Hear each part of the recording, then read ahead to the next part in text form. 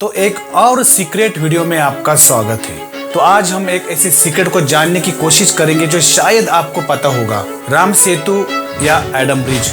Yes, हम इसी secret को आज समझने वाले हैं।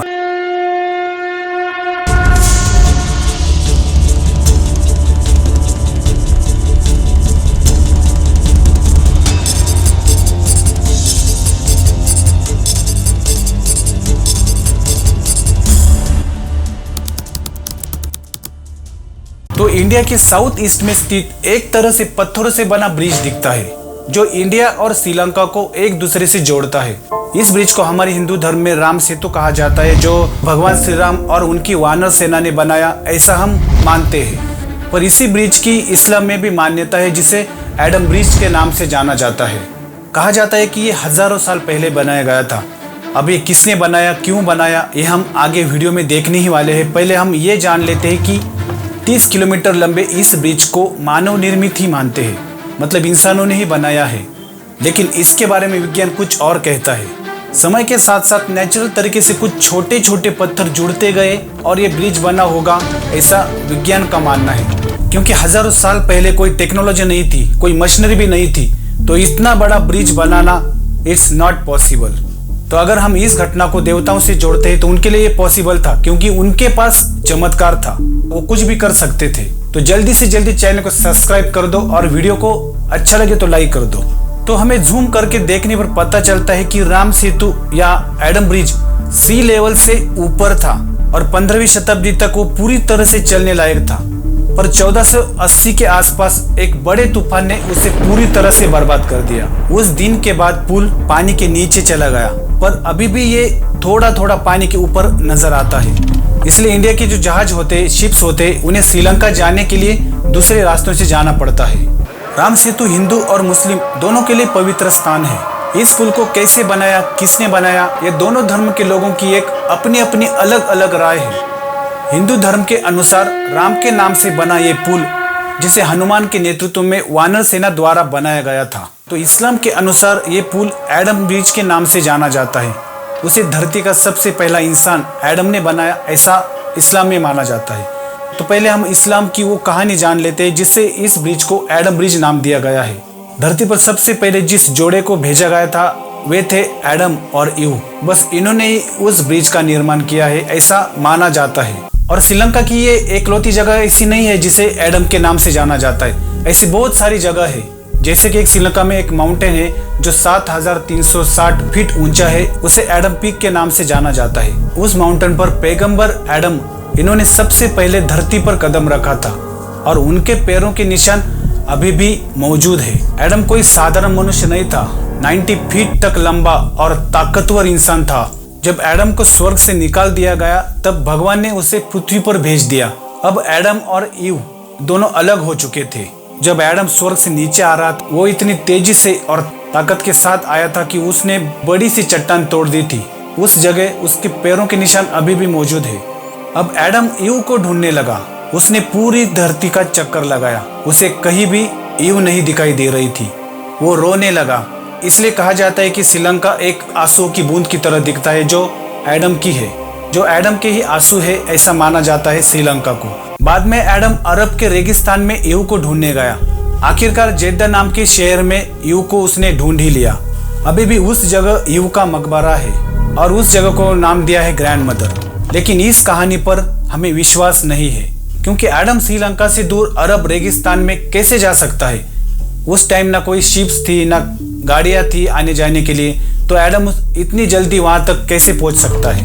अगर हम मैप में भी देखते हैं तो पता चलता है कि श्रीलंका और अरब एक दूसरे से बहुत दूर है और उन दोनों देशों के बीच पुल बनाना बिल्कुल भी मुमकिन नहीं है।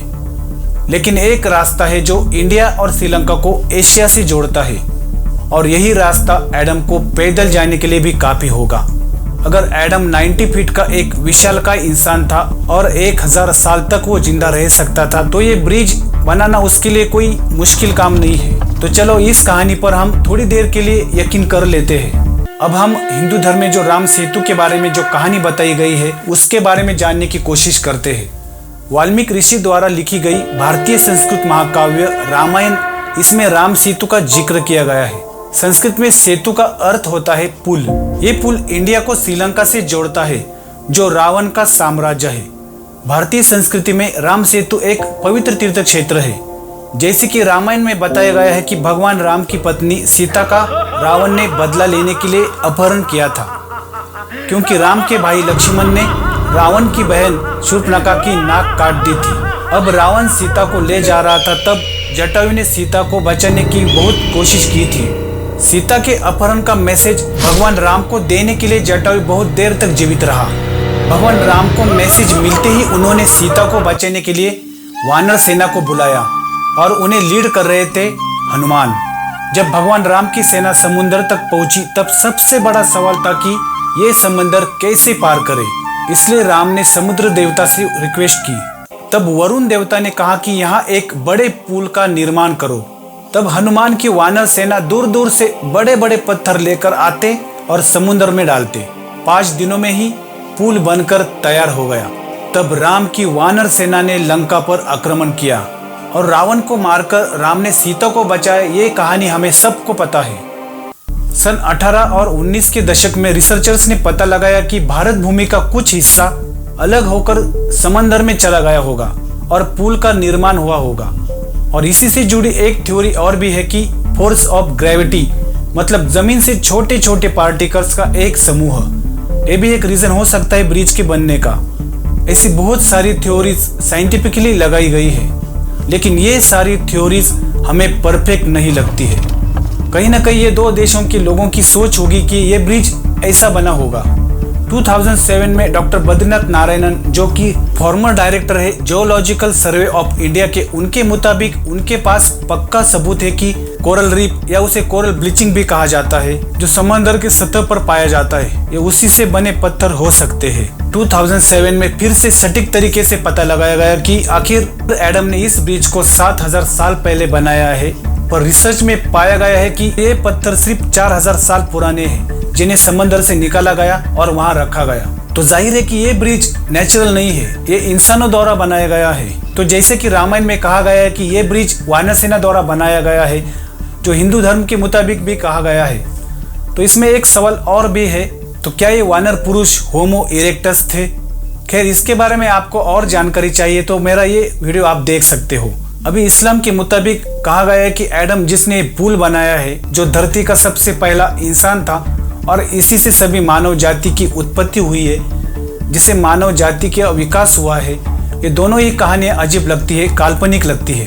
भले ही राम सेतु पूरी दुनिया के लिए एक मैजिकल अट्रैक्शन है, पर ये दो धर्मों की, दो देशों की बहस है जो सालों साल चलती रहेगी। तो मेरा ये वीडियो आपको कैसे लगा?